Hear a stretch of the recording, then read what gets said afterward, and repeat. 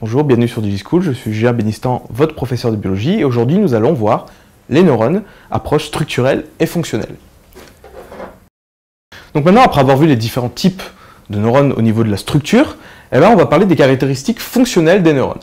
Donc en fait, les neurones ont deux propriétés très importantes. Premièrement, l'excitabilité, donc c'est tout simplement la propriété d'émettre un signal électrique après une stimulation externe.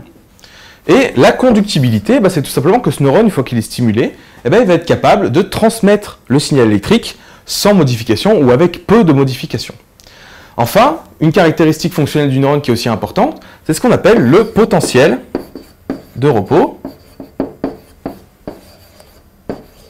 Et le potentiel de repos, ça va être tout simplement que lorsque le neurone n'est pas du tout stimulé, il va y avoir un équilibre entre l'intérieur et l'extérieur du neurone, un équilibre électrique.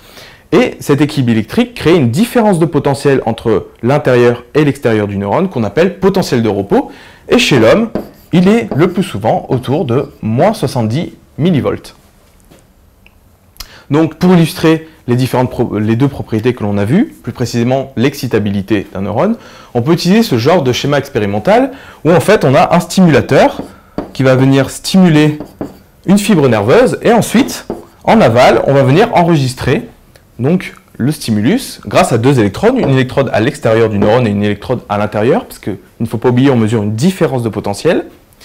Et donc les résultats de ce genre d'études permettent de faire ce genre de graphe. Donc on peut voir qu'on a différentes stimulations qui durent à peu près toutes 4 millisecondes, mais d'intensités différentes.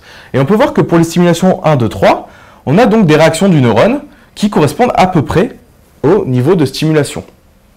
Par contre, à partir d'un certain niveau, on se rend compte qu'en fait, à partir de la stimulation 4, on atteint ce qu'on appelle un seuil, et on observe donc une structure originale qui donc est indépendante du niveau de stimulation, qu'on appelle le potentiel d'action, et que l'on verra dans un autre cours.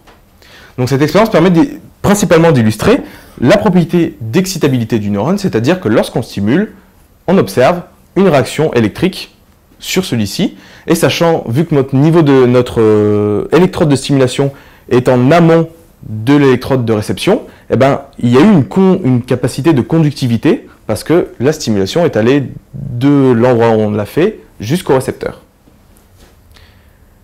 Donc ce sera tout pour ce cours concernant les neurones. J'espère que cela vous a été utile. À bientôt sur DigiSchool.